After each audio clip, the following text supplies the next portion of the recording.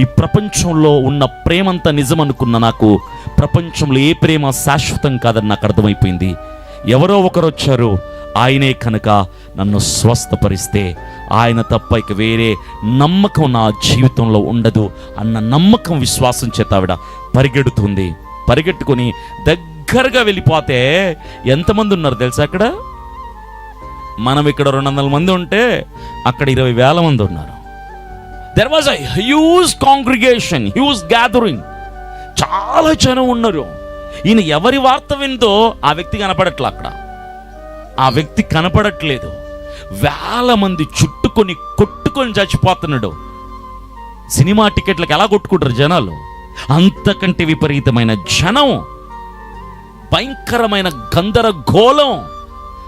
ఎక్కువ శాతం మంది పురుషులు, యవనస్తులు ఉన్న ఆ చోటికి బలహీనరాలైనటువంటి, శరీరం బాగా నీరసమైపోయినటువంటి, మరణానికి చేరువైనటువంటి ఈవిడ అక్కడ అడుగు పెట్టింది. జనాన్ని చూడంగానే ఒక చిన్న నిరుత్సాహం వచ్చింది. ఇంత జనాన్ని దాటుకొని నేను ఎప్పుడు వెళ్ళగలను ఆయన దగ్గరికి? ఎప్పుడు మాట్లాడగలను ఆయనతో? ఎలా చూడగలను ఆయన్ని? నా వల్ల అవుతుందా అంటే మనస్సులో ఉన్న విశ్వాసం ఏం మాట్లాడుతుంది తెలుసా? ఇంతవరకు వచ్చిన నువ్వు అక్కడికి వెళ్ళలేవా? ఇంతవరకు వచ్చిన నీ బలం ఆయన వరకు చేర్చలేదా? ఇంతవరకు వచ్చిన నీ నిరీక్షణ ఆయన్ను చూసే వరకు ఉండలేదా? క్రైస్తవుడు సంఘానికి వచ్చినప్పుడు ఒక ఆశతో వస్తాడు, ఒక కోరికతో వస్తాడు. వచ్చినప్పుడు మధ్యలో మిడిల్ డ్రాప్లో అవ్వకూడదు. చేతకాని అసమర్థుల్లాగా మిగిలిపోతారు మీరు, ఓడిపోయిన వాళ్ళలాగా. ఎక్కడి వరకు వెళ్ళాలి? చివరి వరకు పోరాడేవాడే విజేత అవుతాడు. యుద్ధ రంగంలో అడుగు పెట్టంగానే సరిపోదు సార్. యుద్ధ రంగంలో అడుగు పెట్టిన తర్వాత కత్తి పట్టాలి, అడుగు ముందుకేయాలి. అయితే బతుకుతాం లేదా పోతాం అనేవాడే విజేత అవుతాడు, లేదా అమరవీరుడవుతాడు. కష్టం సార్, నా వల్ల కావట్లేదు అని వెళ్ళిపోతామంటే ఆడంగోడంటారు వాళ్ళని. యుద్ధ రంగంలో అడుగు పెట్టిన వాడు చచ్చే వరకు పోరాడాలి, లేదా గెలిచే వరకు పోరాడాలి. ఆవిడ హృదయంలో ఉన్న విశ్వాసం, నిరీక్ష, ఆశ, నమ్మకం ఏమంటుంది తెలుసా? నువ్వు వెళ్ళగలవు. You keep on going to your destiny. ఆవిడ గమ్యం ఏంటో తెలుసా? ఆవిడ గమ్యం ఆ వ్యక్తి. క్రైస్తవుడి గమ్యం ఏంటో తెలుసా? What is your destiny? What is your destiny? ఎందుకు మీరు సంఘాలకు వెళ్తున్నారు? ఎందుకు మీరు సభలకు వస్తున్నారు? ఎందుకు మీరు ప్రార్థనలు చేస్తున్నారు? What is your destiny? మీ గమ్యం ఏంటి? చెప్పండి అమ్మా. అలా చూస్తున్నారు, నేనే తమిళ్ మాట్లాడినట్టు. అంతే. మన గమ్యం, ఆవిడ గమ్యం పెద్ద మనకు ఆవిడకి తేడా లేదు. ఆవిడది మంది సేమ్ జీవితమే. ఆవిడ డెస్టినీ యేసు ప్రభువుల వారైతే మన డెస్టినీ కూడా యేసు ప్రభువుల వారే. ఊరికే వెళ్ళలేం. 20,000 మందిని ఆవిడ దాటుకొని వెళ్ళాలి, పోరాటం చేసి. నువ్వు కూడా యేసు ప్రభువుల వారి గమ్యానికి, ఆ గమ్యానికి నువ్వు చేరాలంటే అంత సులువుగా వెళ్ళలేవు. పోరాటం చేయాలి. అడ్డంకులు వస్తాయి, ఆపే వాళ్ళు వస్తారు, షట్టు పట్టుకొని వెనక్కి లాగే సాతాను క్రియలెన్నో జరుగుతాయి. కానీ క్రైస్తవుడనేవాడు సాగిపోదును, ఆగిపోను నేను, విశ్వాసములో నేను, ప్రార్థనలో నేడు. అదన్నమాట. ఏంటిది? నేను సాగిపోతానే ఉంటాను తప్ప ఆగిపోను. ఎందులో? విశ్వాసములో, ప్రార్థనలో. ఆవిడేమనుకుంటుంది తెలుసా? 20,000 మందే కదా, వెళ్దాం. ఎందుకు వెళ్ళలేం? వెళ్దాం. నా గమ్యం 20,000 మంది కాదు. నా గమ్యం 20,000 మందికి అవతలున్నటువంటి నన్ను బాగు చేసేవాడు నా గమ్యం అని పోరాటం మొదలుపెట్టింది. ఒక్కొక్కరిని లాగుతుంటే ఈవిడ్ని లాగేటోళ్ళు బోల్డ్ మంది ఉన్నారు అక్కడ.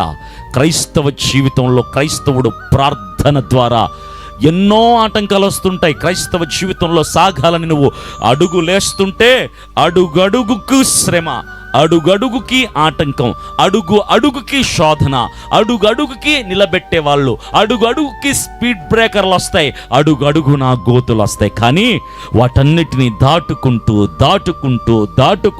పక్కన నెడుతూ చివరి వరకు వెళితే నీ నెత్తి మీదకి వచ్చేది ఏంటో తెలుసా? ముసుగులు కాదు, కిరీటాలు వస్తాయి. చప్పట్లు కొట్టే ప్రభువు నామమున మహిమ. You have to keep on going to your destiny whatever the situation your facing. ఎలాంటి పరిస్థితులని ఎదురున్నా తప్పించుకుంటూ, నెట్టుకుంటూ, దాటుకుంటూ, తోసుకుంటూ వెళ్తూనే ఉండాలి. ఆవిడ చేస్తుంది కూడా అదే. అన్నిటినీ తోచుకుంటూ, తోసుకుంటూ, లాగేసుకుంటూ, జరుపుకుంటూ, దూసుకుంటూ వెళ్ళిపోతుంది. చివరికి ఎక్కడికి వెళ్ళింది తెలుసా? ఒక్క అడుగు. ఈ సినిమా డైలాగ్ అనుకుంటున్నారండి. ఒక్క అడుగు వేస్తే ఏమైద్ది? ఆవిడ అనుకున్న గమ్యాన్ని చేరెత్తి. ఎవరిని ఆవిడ చేరుకోవాలనుకుందో ఆయన దగ్గరికి వచ్చింది. మనము ఇప్పుడు మీరున్నారు, సీఎంని కలవాలనుకోండి, మా వాళ్ళు అంత ఉత్సాహంతో ఆనందం వెళ్ళిపోతారు. అపాయింట్మెంట్ దొరకంగానే ఇంకా ఆనందం వస్తుంది. లోపలికి వెళ్ళేటప్పుడు ఇంకా ఆనందం వస్తుంది. వెళ్ళిపోయి ఆయన ముందు కూర్చుంటే మాటలు రావు. వస్తాయా? అన్నీ మర్చిపోతాం. ఎందుకు? మనకు బాగా ఇష్టమైన వాళ్ళు కానీ, మనం బాగా అభిమానించే వాళ్ళు కానీ, మనము అసలు చూస్తామా చూడలేమరా అండి బాబు అనుకునే వాళ్ళు మన ఎదురు పడినప్పుడు మాటలు రావు.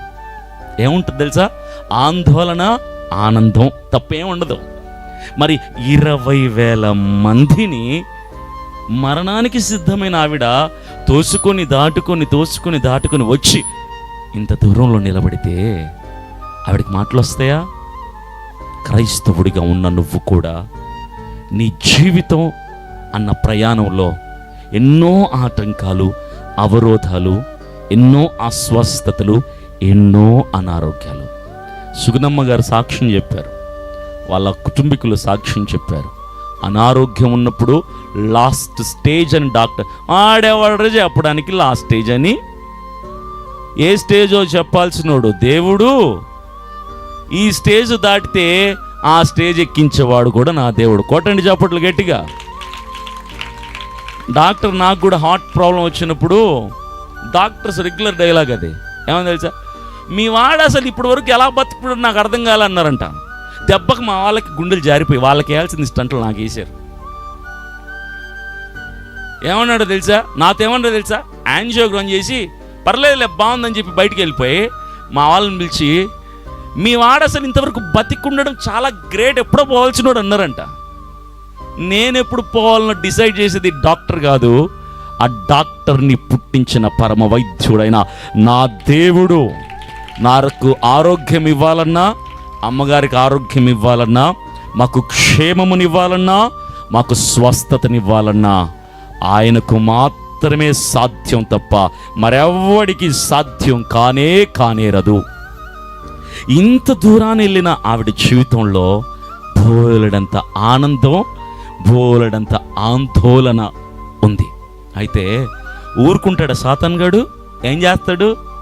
ఇక దగ్గరగా ఆధ్యాత్మిక స్థితిలో బాగా ఎదిగిపోయి దేవుని కౌగిట్లో చేరుకున్న వాళ్ళని అపవాదిగాడు ఏం చేస్తాడు తెలుసా? చొక్కా పట్టుకుని లాగుతూ ఉంటాడు. దా వచ్చే అని.